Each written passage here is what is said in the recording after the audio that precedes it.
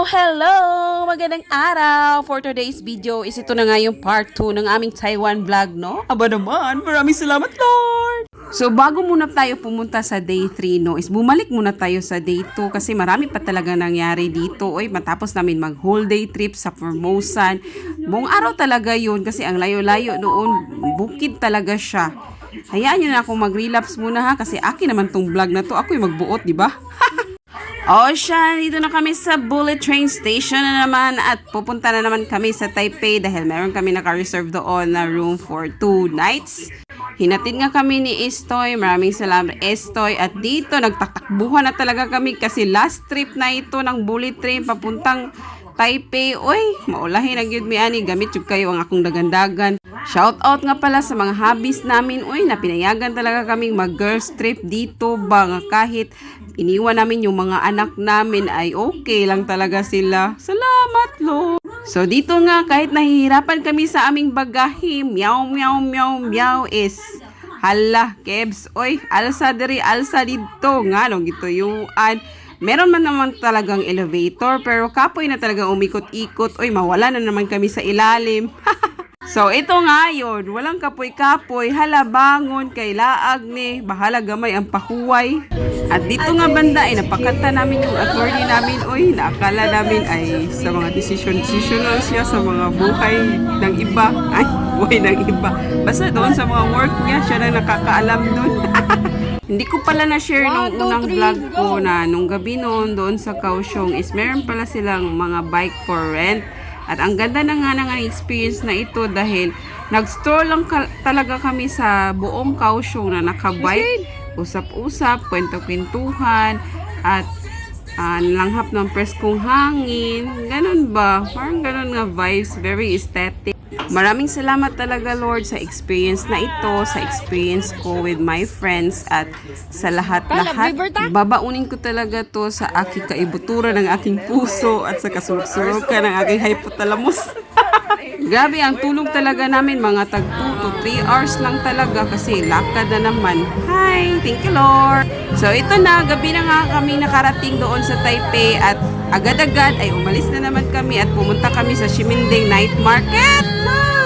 Eto na at day 3 na at matching nga yung outfits namin. Ang saya-saya namin dahil parang kaming mga power pop girls dito. Itinerary nga namin dito is pupunta kami ng Taipei 101 sa Rainbow Crossing at doon sa mga temples. Habang kami naglalakad papunta sa mga destinasyon namin is natutuwa talaga kami dahil nagtitingin talaga yung ibang tao sa amin. Oy, nga kahit dito sa Taiwan is wala talagang pakialam yung mga tao pero may mga tao din talaga na nakot namin yung attention nila dahil siguro sa aming mga matching outfits. Sinabihan nga kami yung isa na, Yepuda! Alam namin yun. We're so cute. Thank you. Korean pala yun na pumunta sa Taiwan. So, eto na nga ang first destination namin is Taipei 101. Isa sa pinakamataas na building noon. Pero ngayon hindi na dahil marami na talagang matataas na building ngayon. Ganon talaga ang buhay. Minsan nasa ibabaw, minsan din nasa ilalim. Parang gulong ba? Ay, hugo. Nag-Rainbow Crossing. Syempre may entry. At after nun, pumunta kami sa Chiang Kai-shek Memorial Temple. Oh, ang hirap i-pronounce yun, oy.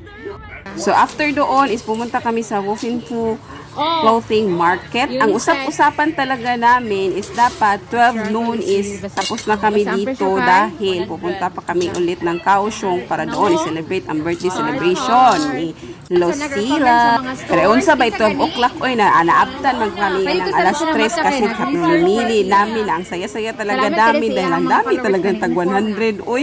Sana madawat talaga yung gaisano reward card dito pero hindi cash lang yung tinatanggap nila. Birthday to you.